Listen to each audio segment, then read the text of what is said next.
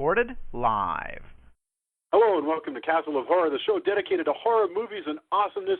This week we feature a bonus episode of our retrospective on the Phantasm series, the 2002 film BUBBA HO-TEP, directed by Don Coscarelli, the director of the Phantasm series. Bear in mind, if you haven't seen today's movie, we're going to be talking about it from the perspective of horror fans who have. So warning, spoilers ahead. From Denver, Colorado, I'm your host, Jason Henderson, author of the book Iron Thane, coming out in April from Wordfire Press. With me from Austin is Tony Salvaggio, lead singer of the band Deserts of Mars and tech director for Rooster Teeth Studios, makers of Ruby. Say hello, Tony. Howdy. Howdy. Also in Austin is Drew Edwards, writer for Rockabilly Online and HorrorMovies.net, and creator and writer of the long-running comic Halloween Man. Say hello, Drew. TCB, baby. TCB, baby. And finally, once again, after a long time, my God, color commentary from attorney Julia Guzman. Say hello. Hello. I'm so glad to be back, and I really appreciate Jamie doing such a great job filling in for me. No doubt. No, she did a wonderful job. But I missed she enjoyed it, but it is always good to have the band back together. Yes. Well, I'm excited. Hello, Joya. I see you most hours of the day, but nevertheless, it is good to hear your voice coming from a telephone extension in the house. The call is coming from inside the house. Yeah. Okay. According to Wikipedia, BUBBA HO-TEP is a 2002 American horror comedy film written, co-produced, and directed by Don Coscarelli. It stars Bruce Campbell as Elvis Presley, now a resident in a nursing home. The film also stars Ossie Davis as Jack, a black man who claims to be John F. Kennedy, explaining he was patched up after the assassination and also died black and abandoned. Only 32 prints were made of this film and circulated around various film festivals, and although that was successful, and that's how it became a hit when it came to VOD and DVD and so forth. So while the novella and film revolve around an ancient Egyptian mummy terrorizing a retirement home that Elvis lives in, BUBBA HO-TEP also deals with a deeper theme of aging and growing old in a culture that values only the young. So let's get our opening thoughts. Last movie we did together, Tony kicked off, so let's do Drew, Julia, Tony, and then I'll go. These are opening thoughts on BUBBA HO-TEP.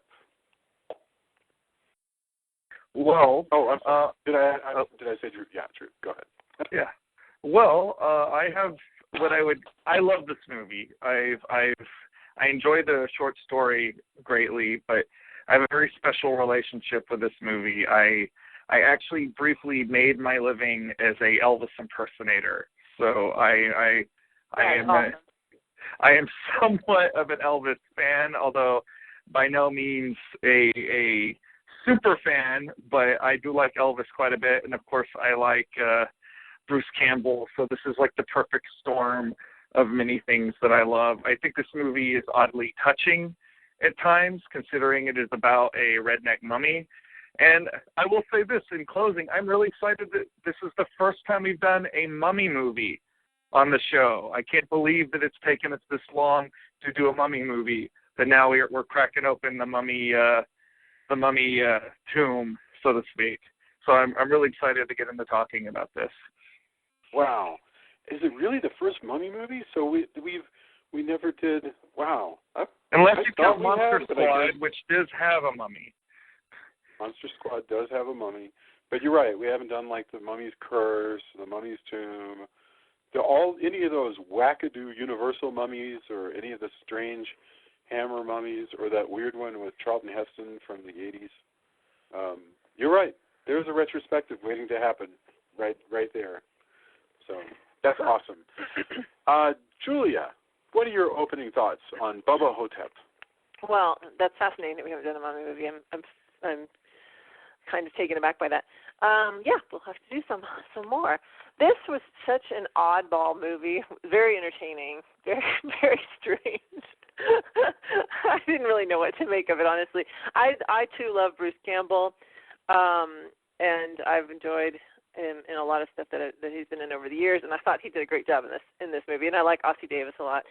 So that was fun, and the fact that they did it so cheaply and they yet still managed to kind of do a few little neat effects. Like they did they blew up a it's allegedly kind of a trailer park, and that was like a one-take thing, and they had the mummy running around doing stuff, and I don't know, it's fun. It's definitely not, it's definitely a B movie, but then Bruce Campbell actually has a book about being a B movie actor, so that works out just fine. When you started watching this movie, though, I remember you said, "Oh, this movie is so depressing." It started. Yes, I find any movie or any story or in real life depiction of nursing homes that are just kind of dark and not well taken care of. And actually, it's not like they were being abused; they were actually being treated okay. But it's just that whole world is just so depressing. Just to think about, that we're all gonna, if we're lucky, we end up, in that situation. If we don't die well before that. So it is a little depressing. But then they take the power into their own hands. So it actually turns around and becomes kind of an uplifting story in a lot of ways. Yeah. Tony, so you actually saw this at a premiere, isn't that right? I'm trying to remember if this was one. I can't remember. I think you know what? I think I caught it afterwards. I did see it in a theater first. It kind of blurs together because it was a while back, and I've seen Coscarelli several times. And I've been on panels and stuff with Joe Lansdale actually a few times, and he's really great. And he has a great attitude as well about licensing his books and how he, when people are going to make a movie. And he said he had one time that they kept not making the movie, but he kept getting royalties from it, option, basically. He was like, well, they can keep not making the movie if they want. He's like, I'm still writing. Because he's one of the most prolific writers, out there. And he really captures, this movie, I really love this movie.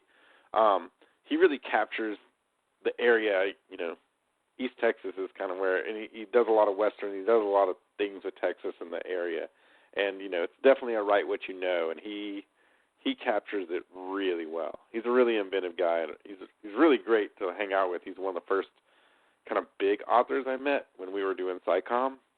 And so that was a really whoa, I'm at the writer's table, even though, I'm not these, not nearly as famous as any of these guys I'm at this convention with, And so he's really cool. I think I read the story, but it's been a long time. I was curious, Drew, how you think it compares to the original story, the movie versus the story. I'd like to hear your take on that if you've read it more recently. They do a good job. They do a good job with it. I would say the movie's a smidgen less crass than the story, but the guts of it are more or less the same.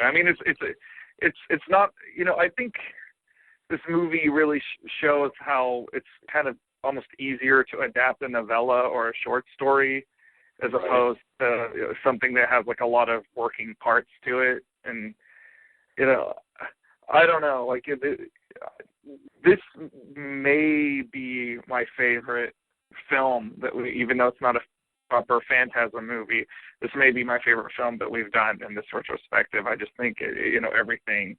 It's small, but everything works. I think in the bits that are in Phantasm as well, I would venture to say I think Coscarelli is sometimes best at the wry humor parts of a thing. There's a lot of little bits like that in Phantasm that he nails. And seeing this and John dies at the end and kind of I don't know, those are some of the best Coscarelli bits, I think, when I think of it. And I think he nailed this one.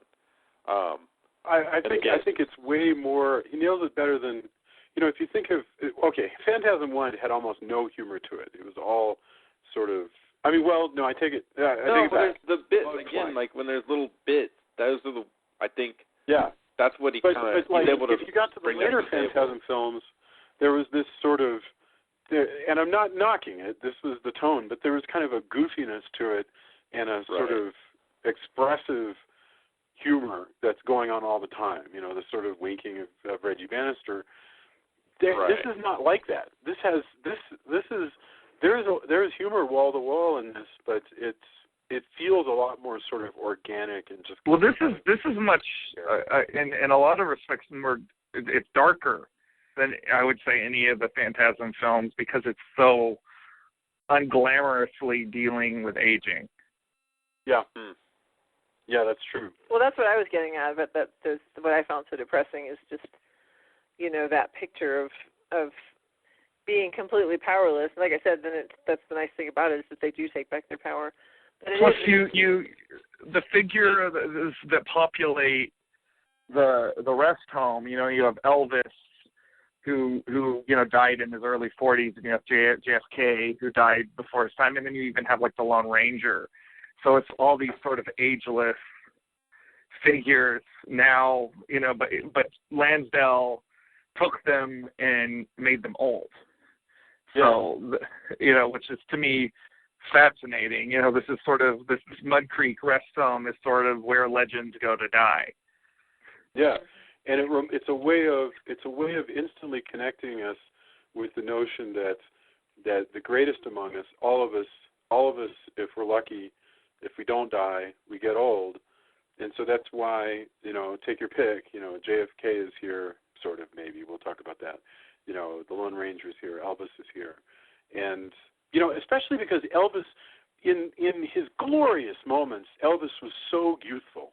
He was so incredible. Not the sweaty, middle-aged, tubby Elvis of Vegas, but, like, if you look at his early movies, he's so vigorous and funny and full of life and stuff like that, and that it's funny to think that that's the person who's going to sort of be our Virgil through the world of aging. This is also what I call what I like to call, and I love this genre.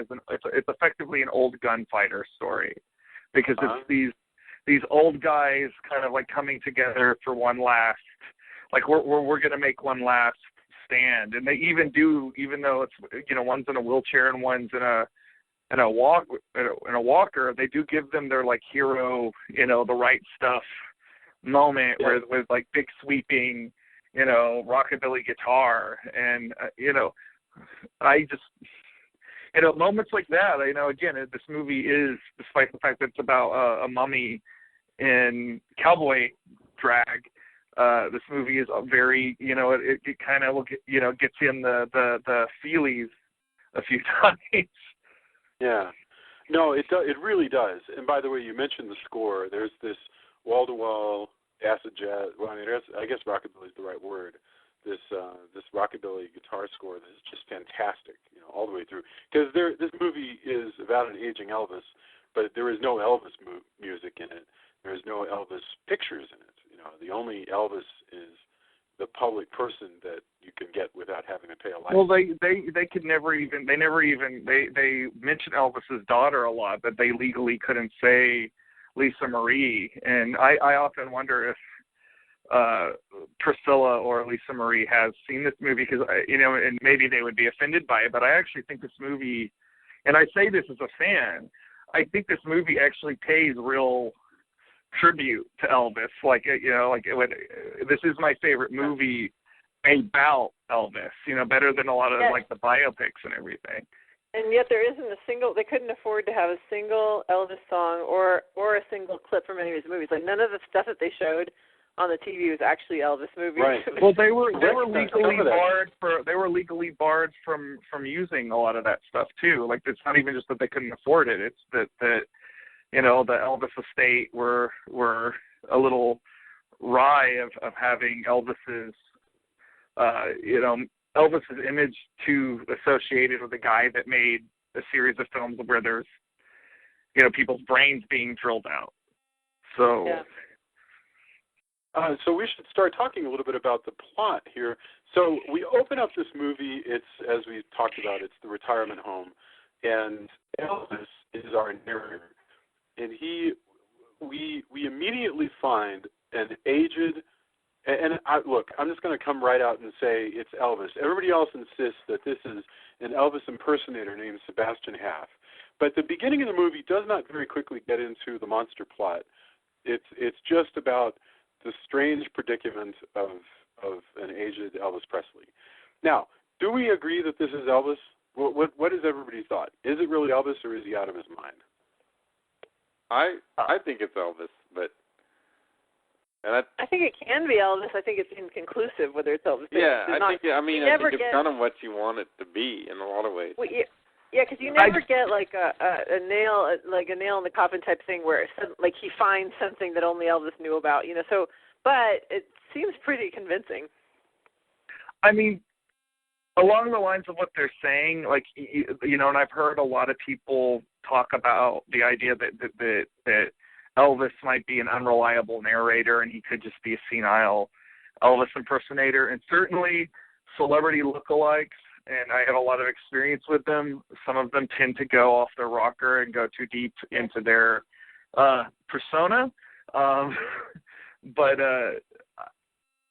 I don't think the movie would be quite as moving if this isn't actually Elvis. Like, a lot of the emotional guts of this is that this is a redemption song. You know, this is the redemptive arc of this guy that has now lived long enough to know that he, you know, there's that great line where he was like, man, I didn't appreciate what I had. You know, life actually was treated me very well, and, you know, I threw it all away with, like, drugs and women, and, you know, like, I'm paraphrasing, but, you know, that aspect of this, if you make this just some loon in a rest home, it doesn't quite have as much of the punch that this is actually Elvis who somehow managed to get himself into this predicament.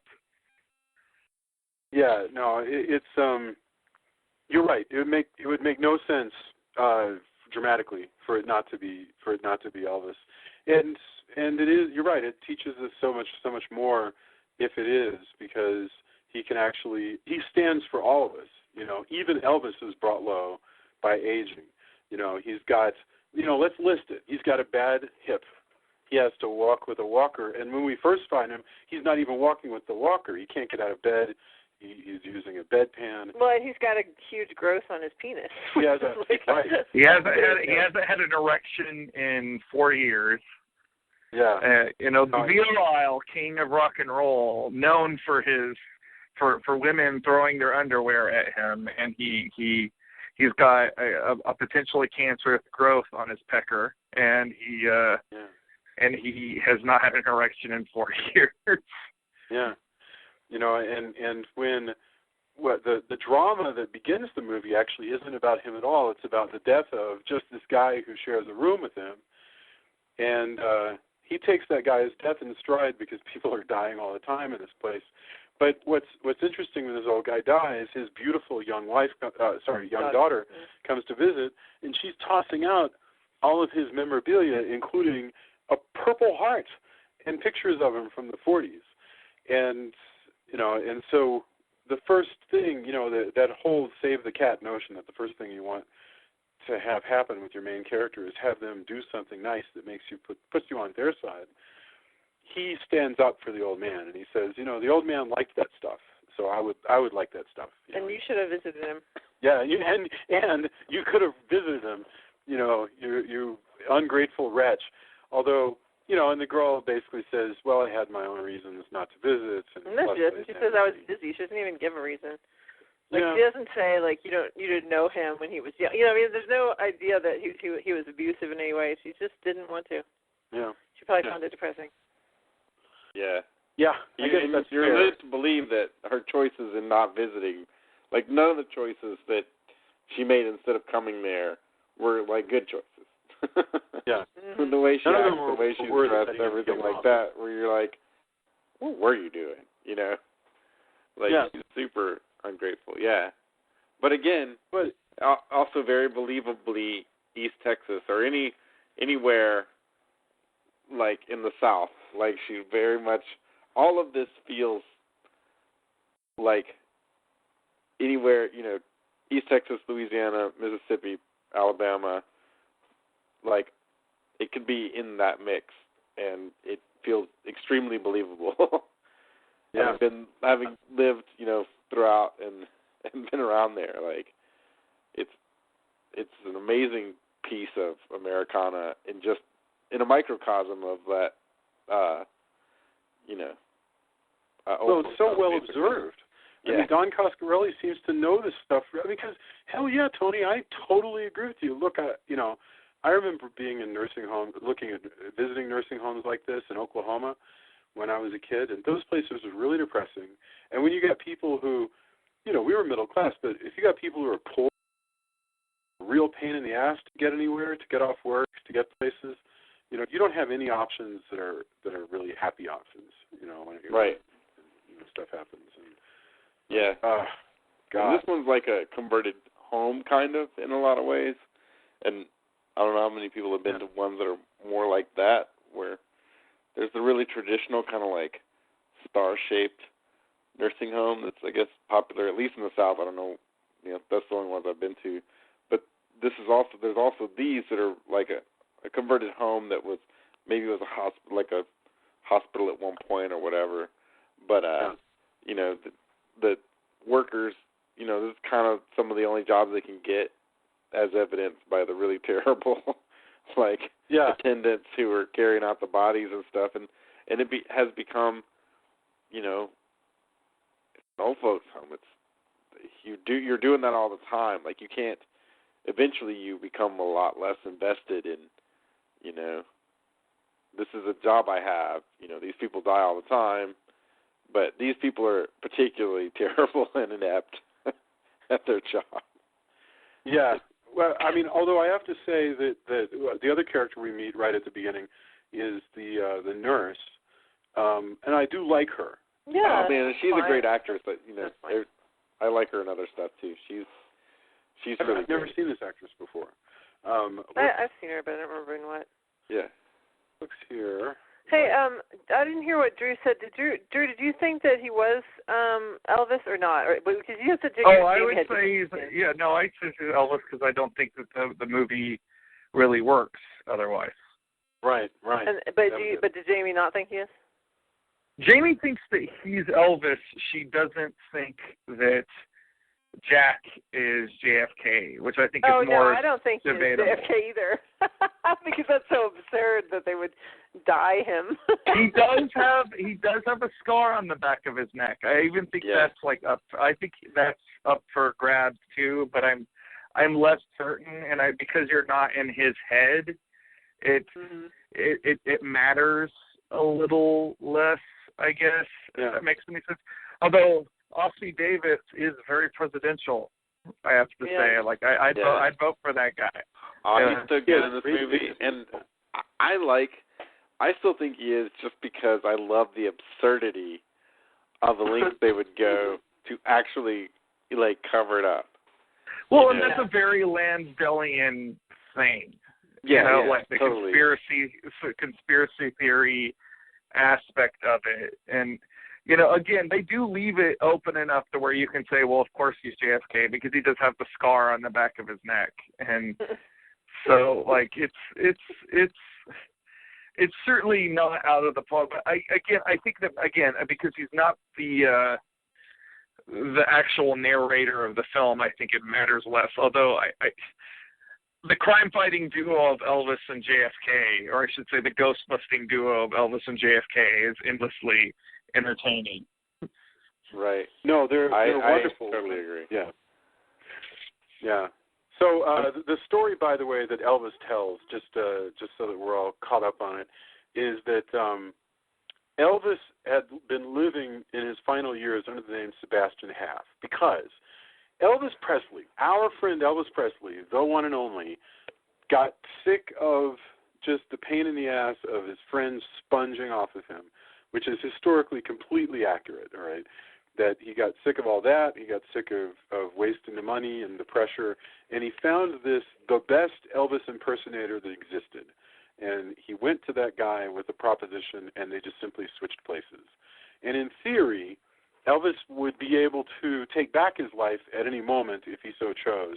But the papers that drew all that up were destroyed in an unfortunate barbecue trailer fire.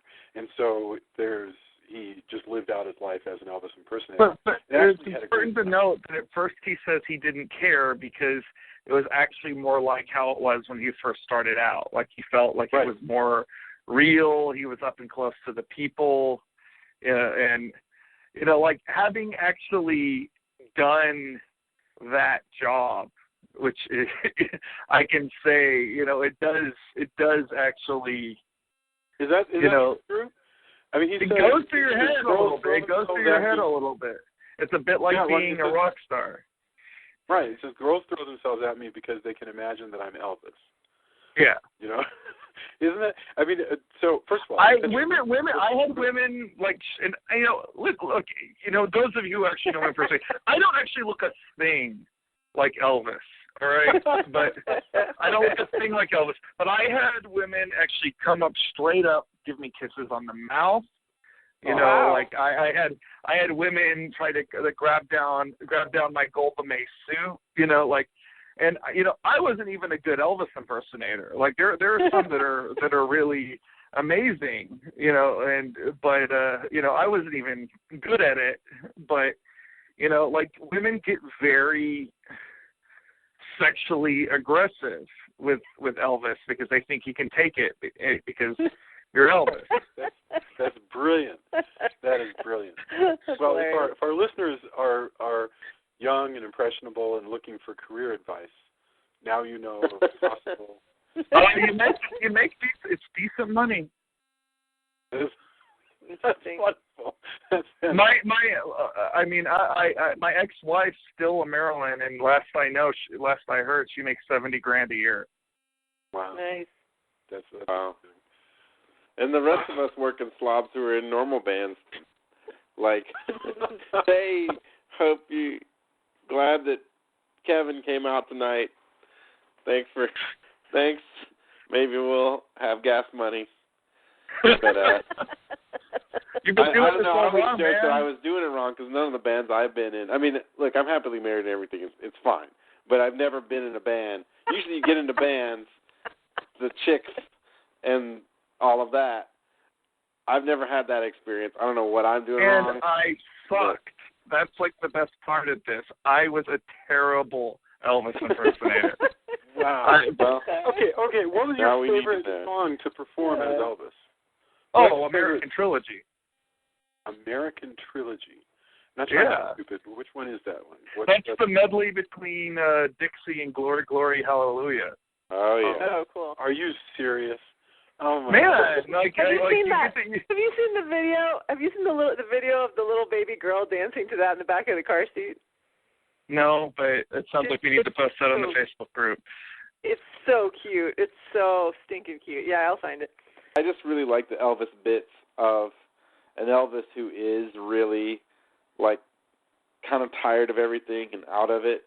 And so when it happens that he blows up the contract in a, trailer fire and loses it, he really does take it in stride because he's got, like, he's still got trailer women around him. And he can barbecue and not have to worry about all the fame and all that.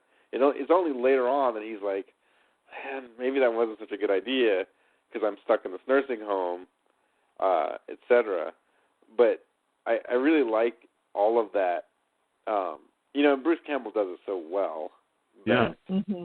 Well, this was the movie I feel like a lot of people kind of took a little more stock in Bruce Campbell because, previously what he was known for is, Ash, of course, from Evil Dead. And, Ash is a fun character, but he doesn't really have, like, the nuances that this version of this is a very human character, and Bruce Campbell's actually given a lot to do as an actor, and he just completely disappears into this Elvis that never existed because we never got to see Elvis as an old man.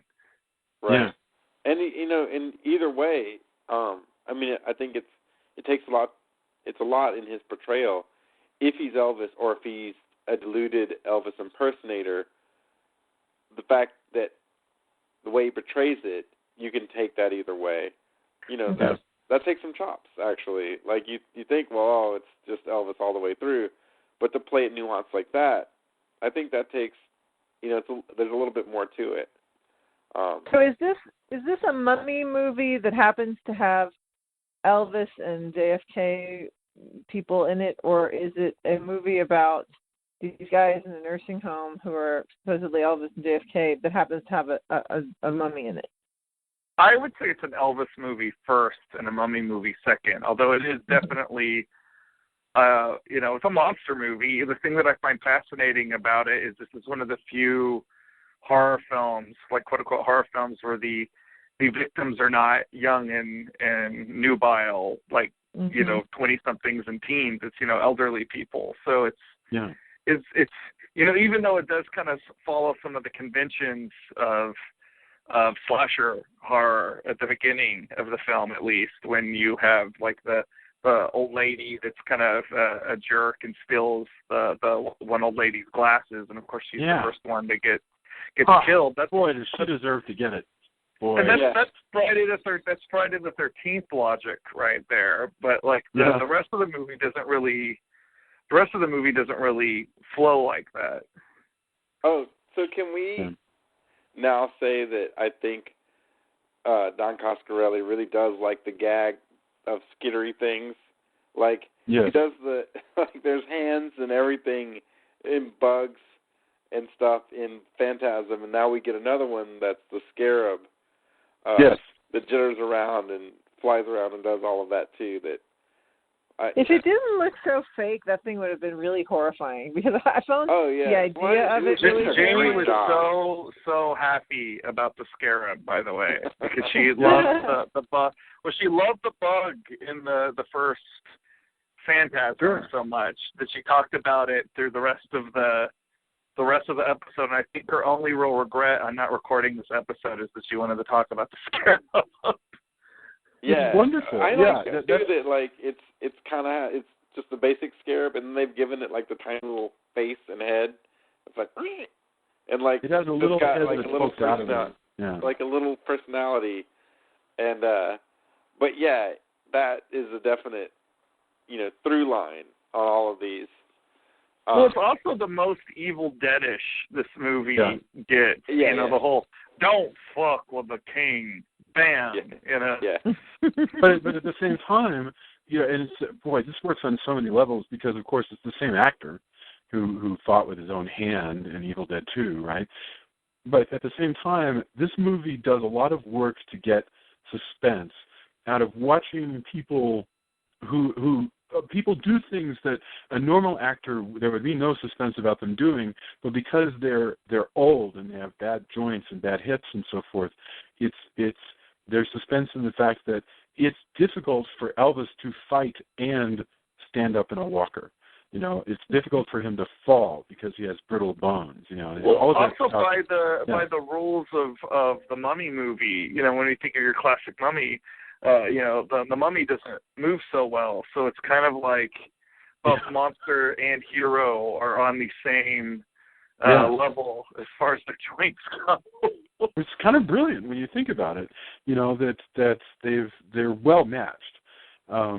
I also love the fact that you've got, because as soon as they set up these characters, they start doing their investigation of what's going on. And Ossie Davis's character becomes the one who can get all the answers, because some character in every movie has to be that, and he's got access to information. I got a quick question actually about the timing of this, because he says the girl who calls herself my niece.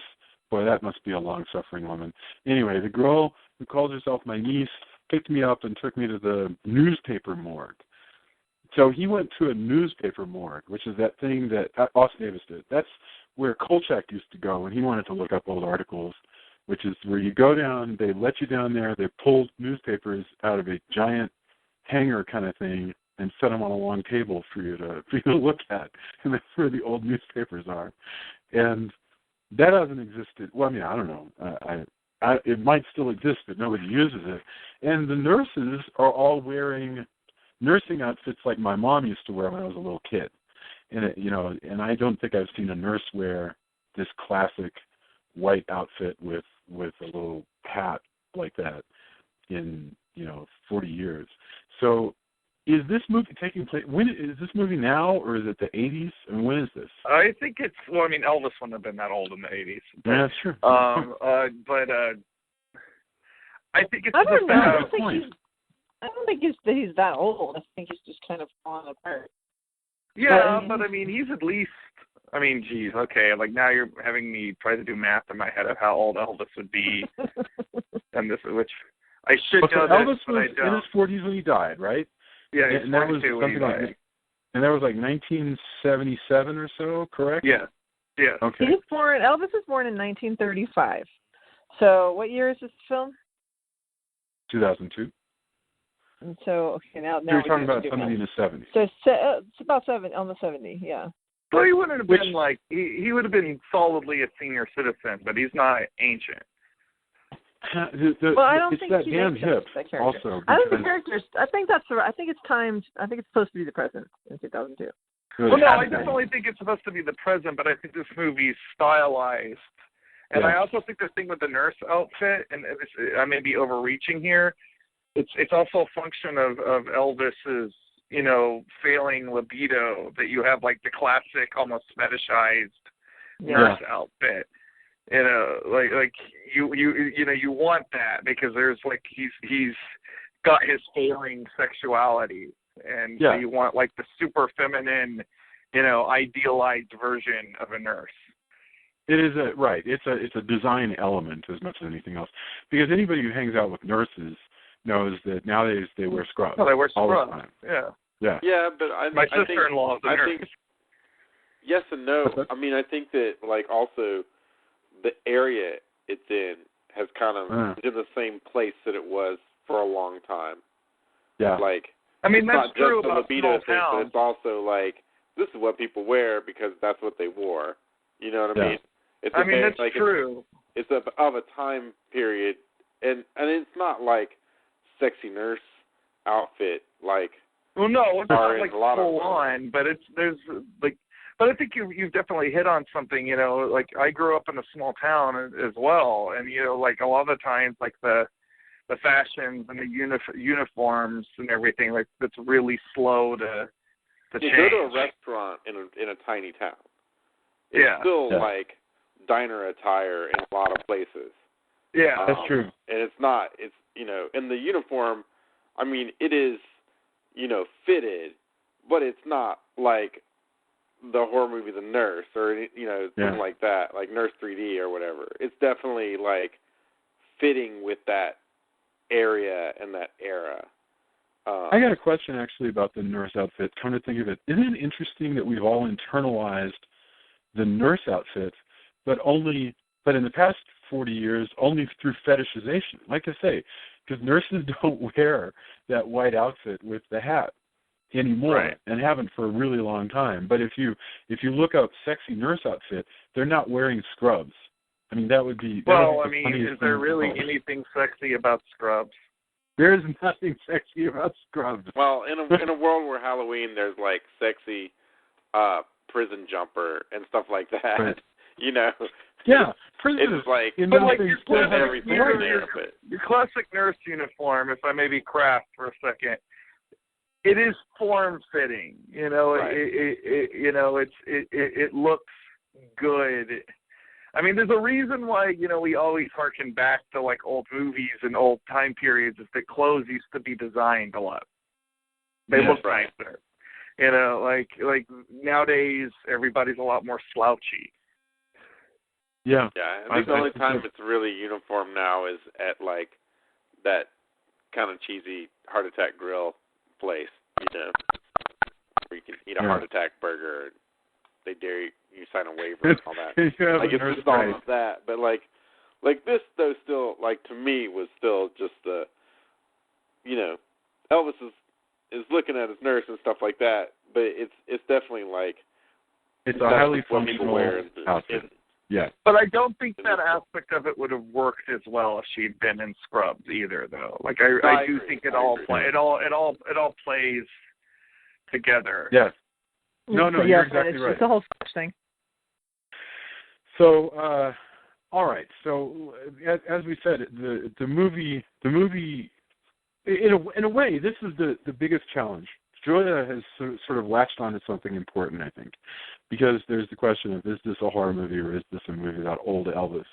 And the problem is, it is a horror movie, but this concept of who the main characters are, so like you start to write a horror, I know this is not how Joe Lansdale did it, but let's go backwards. You start to write a horror movie, you go, you know what, who's my main character? What's different about him?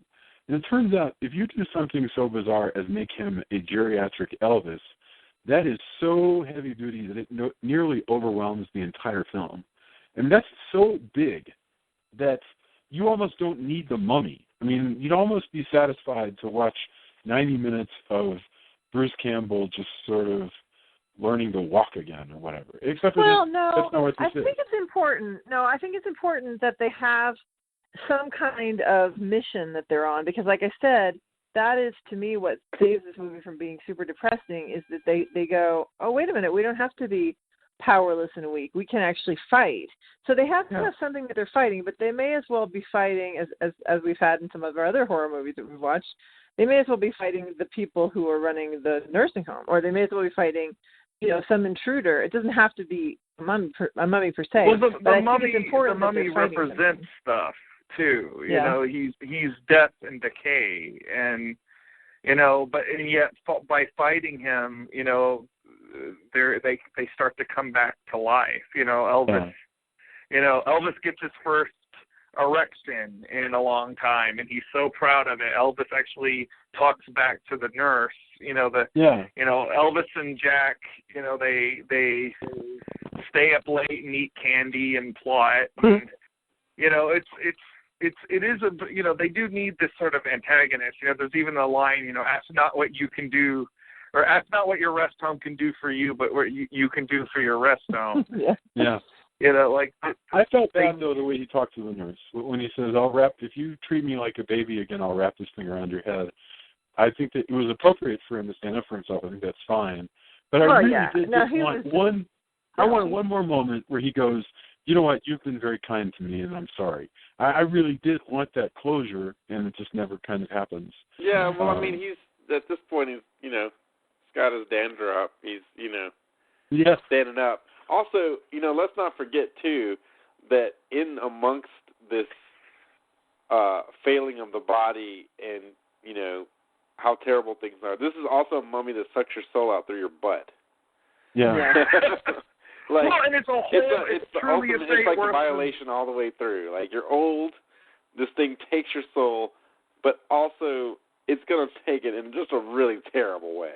Well, and it's truly a fate worse than death, because you don't go on to the afterlife. He shifts you out.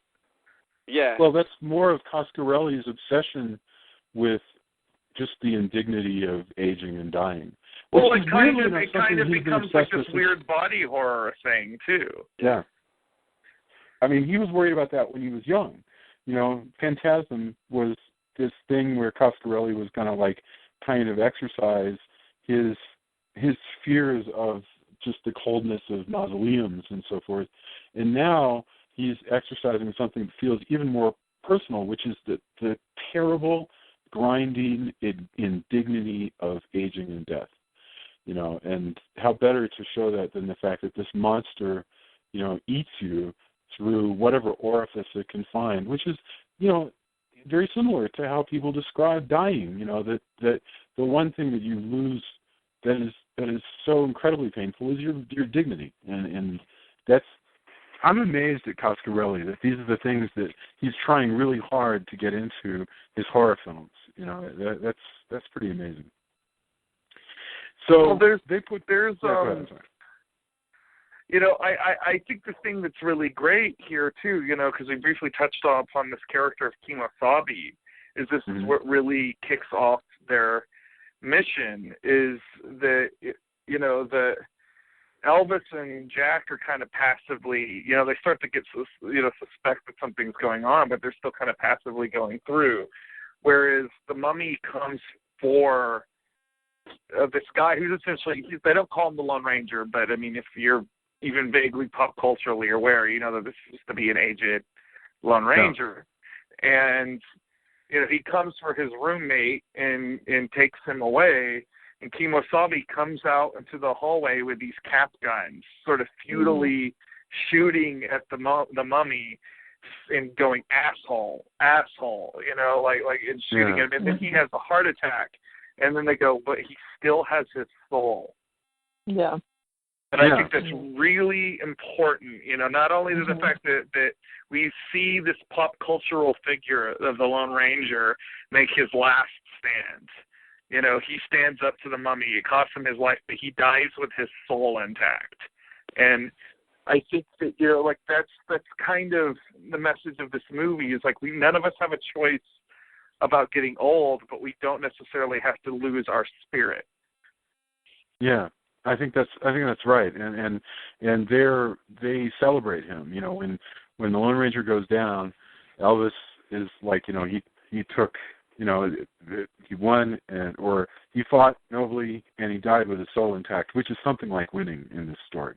If you can pull that off, at least you're not one of those real unfortunates.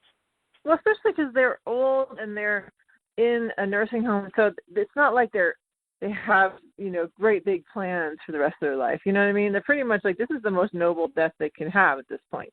Is to kind of die, to go out fighting and be able to, instead of wasting away or having some kind of degenerative disease eat you up, Yeah.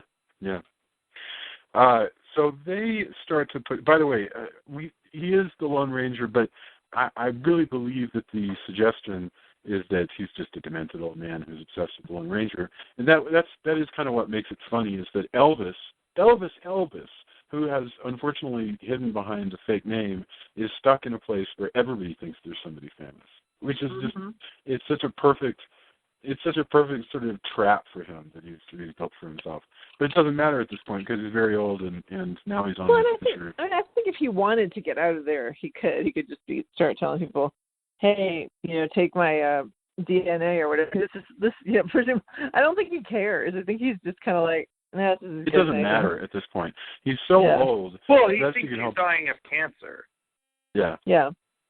I love when he says, when they start really investigating, and that's the thing that is making him more alive. He goes, there was an adventure going on. And it's just so exciting to hear him say, there was an adventure going on. Absolutely. It made you wish that Elvis had made more adventures, which he didn't, really. Yeah. There's this mournful side to it because he's very introspective and he's like, well, if my wife and child knew I was alive, would they care?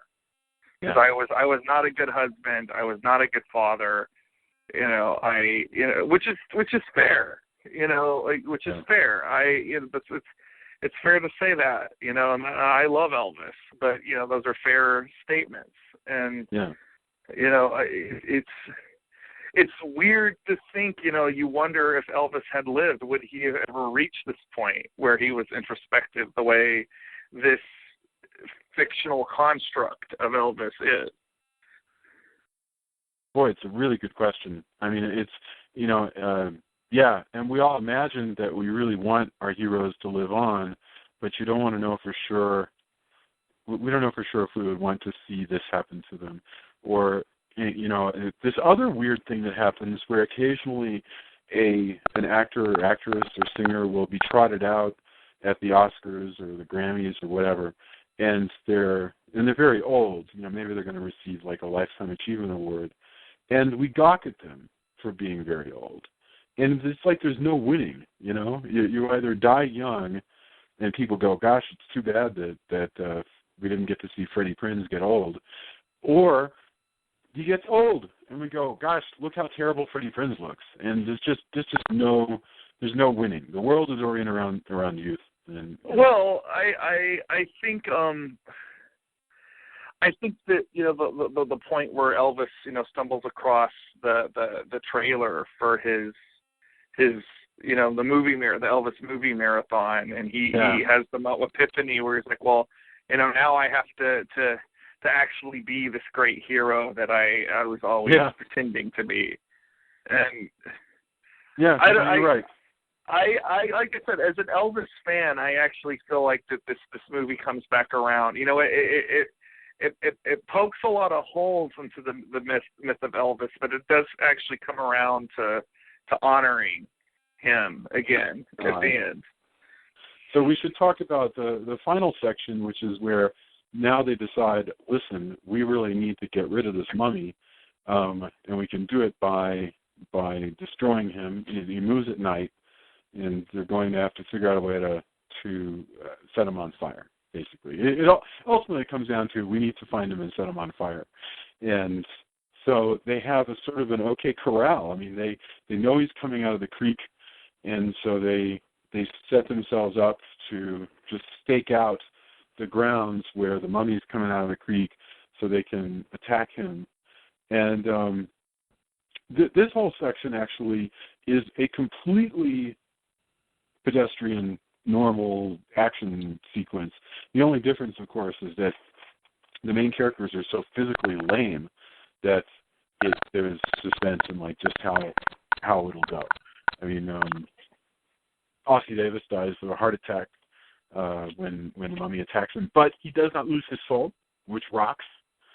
And very quickly. Well, he's imparted the important advice that he has to be killed with. The mummy has to be killed with fire. Yeah. And they're staking out, but the mummy attacks him, and Ossie Davis dies. He dies with his soul intact, and so what's left is just for Elvis using a motorized wheelchair to get around. Well, it's JFK's wheelchair. That's right. It's JFK's wheelchair, but he's got it now, and so he's attacking the mummy, and they sort of trade back and forth, and eventually the mummy is just beating the shit out of Elvis, but it's a sort of a foregone conclusion. I mean, I have to say I felt very little suspense here about what was going to happen because I kind of assumed that Elvis was probably going to kill the mummy. Oh, I have to say, like, I do feel really sad when Ossie Davis dies. They have that brief exchange right before they go off the battle where, Elvis shows that he's got, King Wasabi's mask and his old roommate's Purple Heart, and he asked him the question about what it was like to have sex with Marilyn Monroe, and it's just so Ossie Davis is like, well, we were the best fathers and husbands we could have been under the circumstance. Like all that character stuff to me saves this last sequence, along with like the really absurd thing that they took right from the story. That is when the mummy speaks, literally hieroglyphics come flying out of his mouth, which is a direct lift from the story. I should have mentioned that was bizarre. hilarious. That was so bizarre when they have like the hieroglyphics come out and then they kind of dissolve, like it's almost like they're solid and then they break into powder and there's like a little subtitle underneath. This is what it is. And then after all the souls are freed, it kind of some symbols float into the sky as like stars. It's so strange. Yeah, that really was strange. That's totally true. And it's funny to think of this mummy, from his perspective. He died long ago. He's come back. He's doing his own thing, and now this freaking, lunatic human is actually going to make difficulty for him, and it's because the mummy is also experiencing great indignities in a way. Well, the best thing you have to think about this is that so much is made of Elvis' celebrity in this movie. As a mummy, he probably has no idea who Elvis Presley is. That's right. That's totally true. He has no idea. I can't imagine he would have much use for rock and roll. Yeah, no, you're right. So this is just some strange person who has just dropped out of the sky and is making life difficult for this mummy. That's brilliant. I love the gag. I love the hieroglyph gag there. Yeah. I think it's great. Like, they did a really good job on, like, just the way it plays out. That's one of my favorite parts, actually. I just think it's so weird. It's one of those things that really like pushes the movie over into, okay, I love this movie because look what this movie is willing to do. Look how bizarre, the movie is willing to be, and go, is that too strange? No, that's not too strange. Well, the fact that they included that is because I remember. When I heard that they were adapting that, I really wondered whether or not that was going to make it in. And the fact that it's so kind of like surreal, and it kind of a callback to the dream logic of Phantasm, actually. And I don't know, like it does keep it from being, as you say, a very conventional, action sequence where two guys beat up on a monster. Yeah. And by the end, of course, Elvis manages to set the mummy on fire, but he lays dying because he's been wounded when he tumbled end over end with his wheelchair. I mean, it's painful. I mean, he's really damaged. He's got a rib popping out.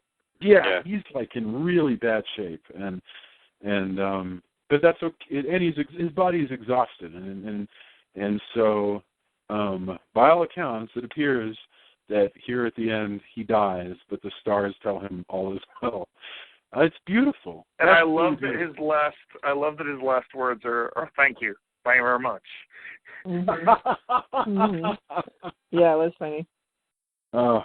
That's really fantastic. Now, Coscarelli did talk about trying to do a sequel to this. So I don't know, maybe he would have had somebody resurrect it. I am really glad that they didn't. I know that that's something that they wanted, but I feel like this movie is so perfect and complete in of itself. It's got a wonderful score. All the performances are good. I just feel like if you kind of went back and said, oh, actually Elvis did survive and now he's fighting vampires, I just think it would cheapen how great this movie is. Most of the time I don't have a problem with sequels, but this time this movie really didn't need one. Okay, I can buy that. I mean, I'd be willing to give it a shot, just because I love the notion that you would have a lot of these.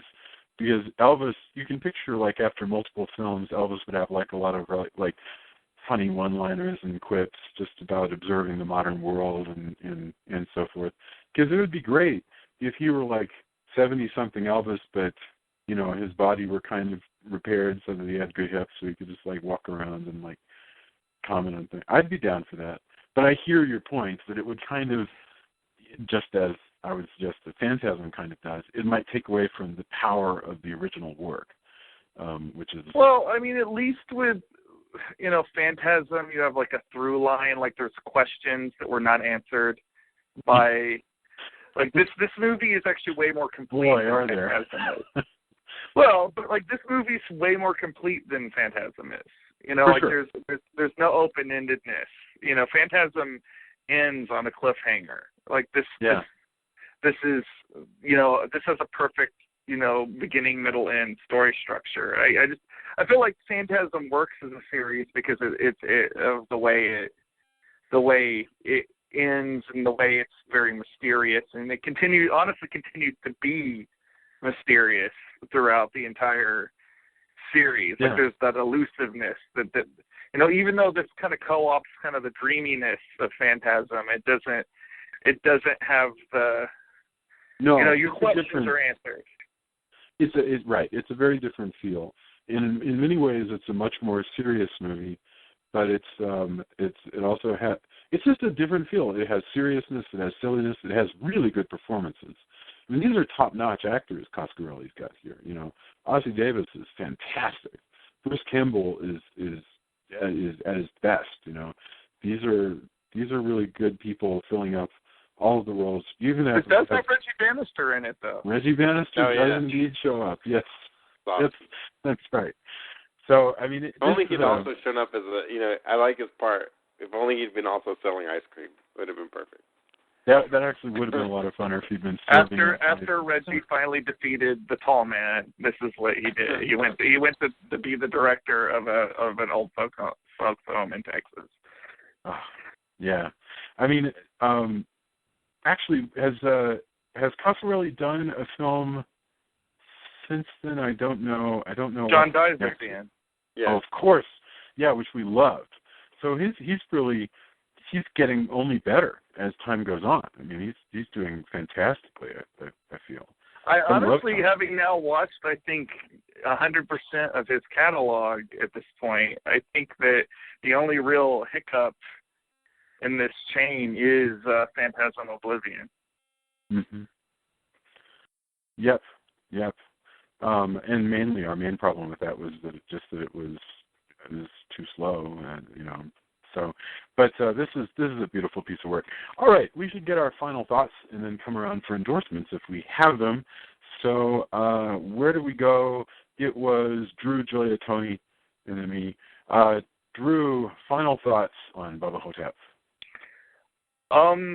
I dig the hell out of this movie. Like I said, I think I may actually enjoy this one more than any of the Phantasm movies. I'm glad that we finally, we talked about this one off and on as a potential episode almost as much as we have actually talked about Phantasm. So it was kind of great that we were able to tie it all together. I think this is probably one of the best horror films of the early 20th century, and I definitely think it's a great Bruce Campbell film. And again, as an Elvis fan, I actually think this is my favorite movie that's about Elvis, as opposed to an actual Elvis movie.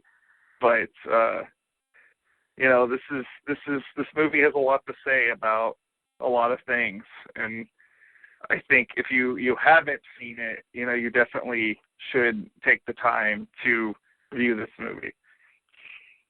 Excellent. Julia, what are your thoughts? Final thoughts. Like I said, I think it's entertaining.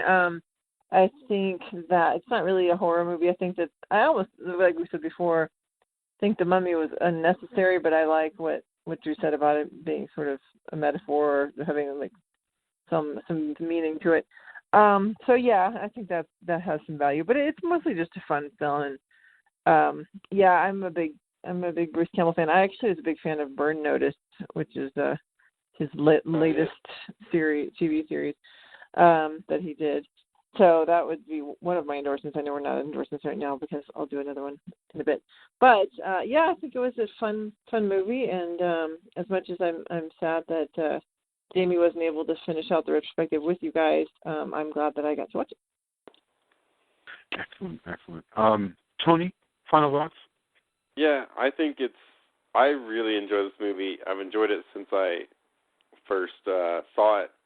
And, again, it's one of those, I think, again, Coscarelli is really good when he's doing some comedy here and there in amongst the horror. And I think it's also a testament to Joe Lansdale's he's a really master of like a high concept where you're like, how is that going to work? You just tell somebody like it's JFK, who's a black guy, and Elvis, who are both in a nursing home, fight a mummy. And you're like, what? How is that going to work? And then, there's a lot of Joe Lansdale stories, and he's extremely prolific. That you read the high concept, and you're like, how can I not read this? And then execution-wise, you're like, oh wow, okay, that really comes together. And I think that's brilliant, and I think it's well executed, for the screen as well.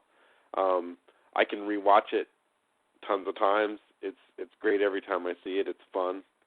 I'm really, I really dig this movie a lot. I think it works on a lot of levels, and it's also, again, you get the high concept, and then you get all of the meta stuff that's within it as well about aging and, fleeting celebrity, and also when you get a choice of, or not, of being a has-been and still retaining that dignity, or not.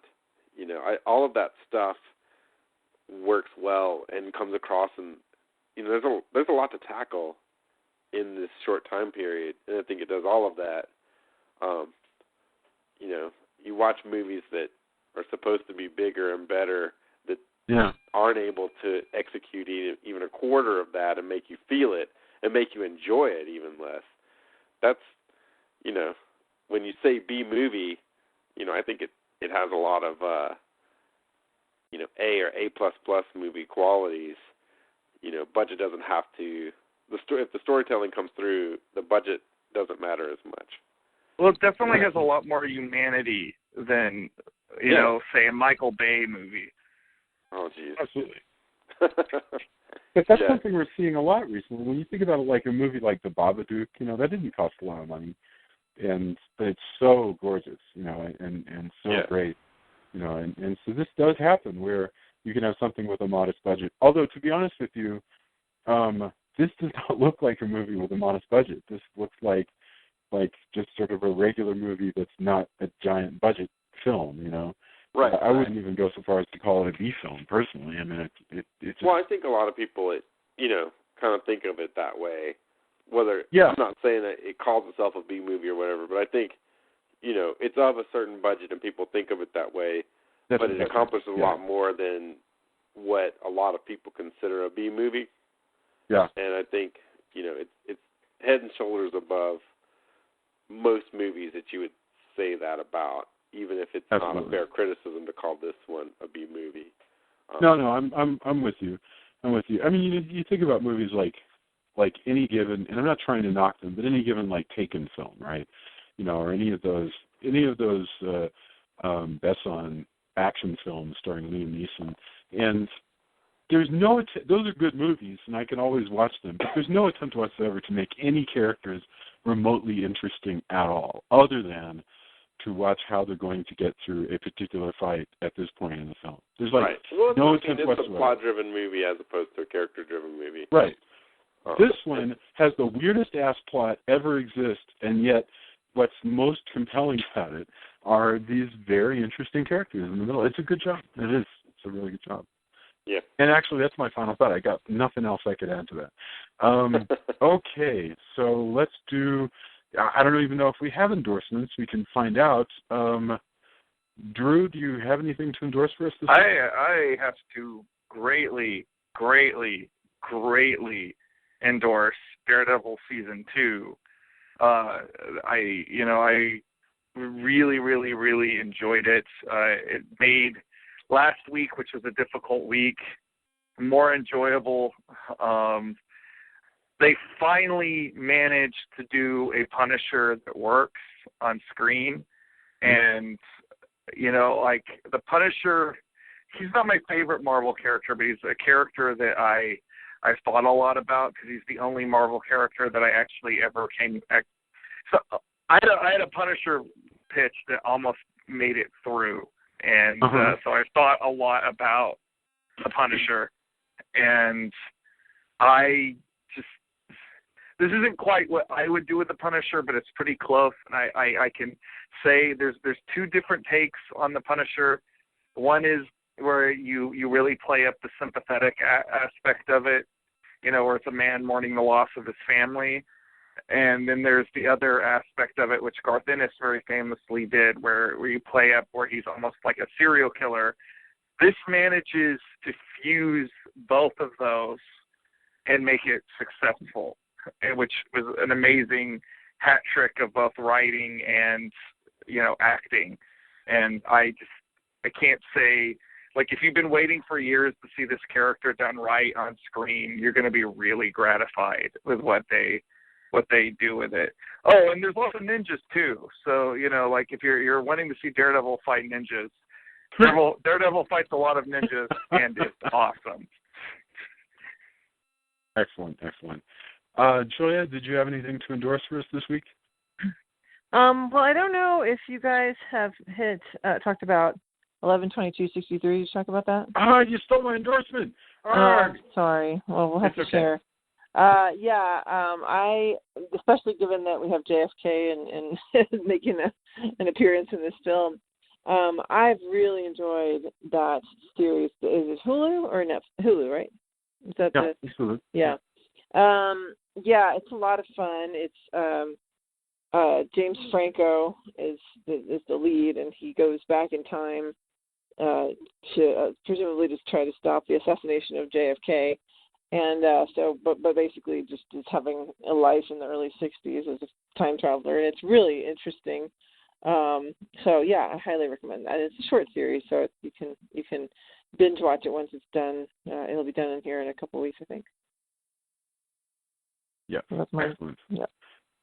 Tony, did you have anything to endorse? I had one, and now I feel stupid because I was supposed to endorse it last week, and now I can't remember what that was.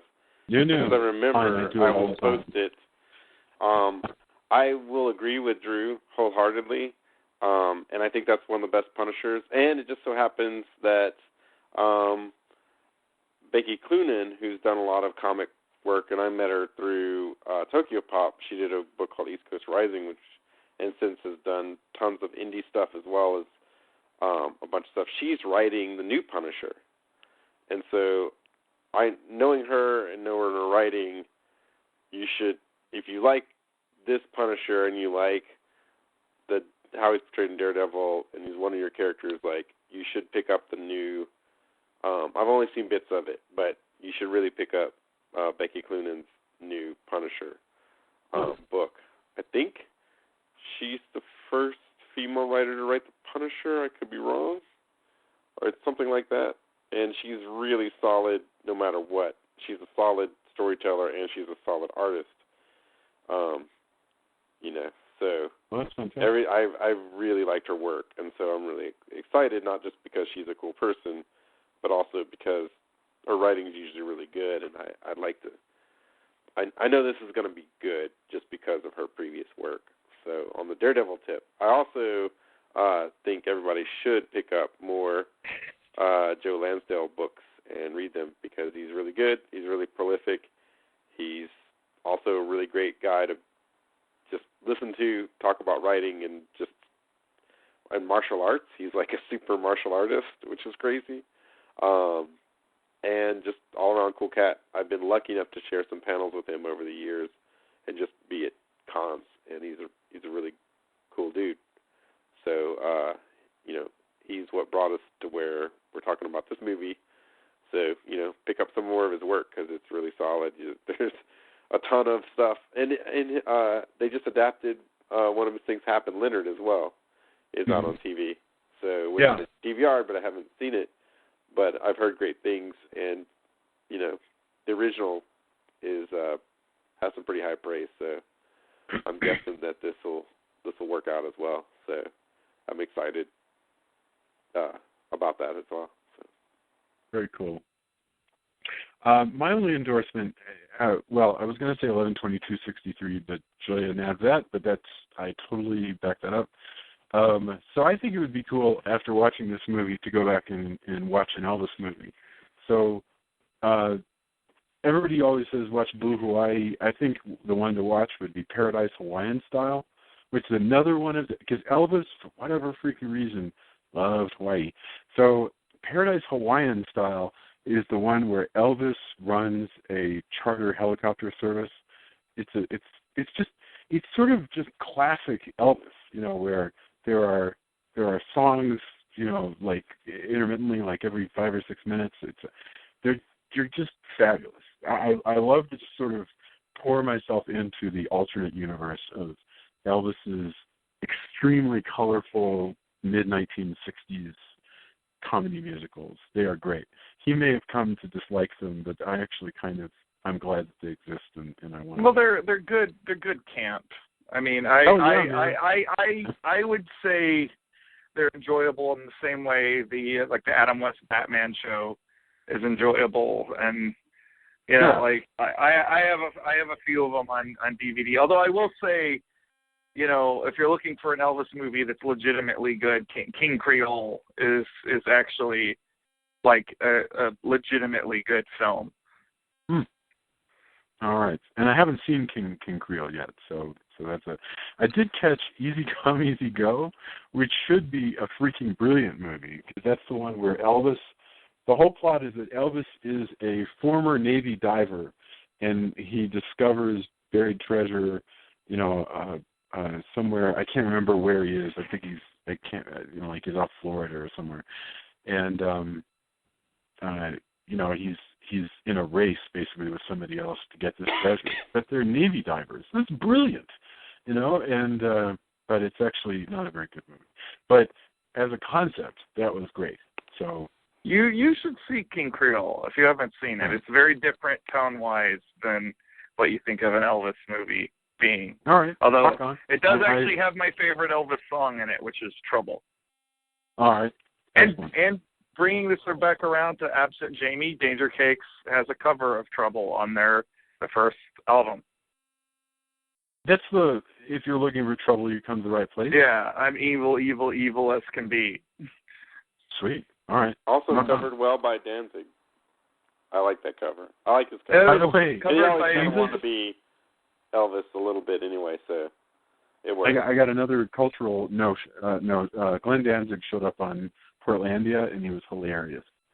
Oh, yeah. He was on that. So you got to check that out. Glenn Danzig was giving Fred Armisen advice on beachwear, and it was just brilliant. He was like, this is an OP shirt. It's really good. I'm actually surprised Glenn Danzig has enough sense of humor about himself to show up on Portlandia. It's really not that way. So maybe he'll come around. That would be good. Maybe we'll finally get a real Misfits reunion. Yeah. Maybe not. Simon Tide, wait for no. I don't know about that, but yeah, probably not. But we can always dream. That's true. Perchance to dream of a Misfits reunion. Yeah. Here are my final thoughts. Thank you, everybody, for listening in. Leave comments on the Facebook page because we will totally engage with you, perhaps more than you like, because we will just keep coming back around. Like there. Maybe more than you like. Step up, fans. It sounds like such a challenge. Come at me with your comments, bro. Funny. Yes. Leave comments on iTunes as well. Reviews. That stuff matters because iTunes publishes those reviews out. Helps people find the show. We're so thankful that we get a chance to do this every week. And next week, we're going to kick off an amazing new retrospective on zombie origins. That's the spoiler I'm giving you right now. It is a new retrospective on the origins of the zombie movie. And that's all I'm going to say, but it is going to rock. All right. Thanks, everybody. Have a beautiful evening, and we will talk to you soon. Bye. Bye. Elvis has left the rest home. Nice. Later.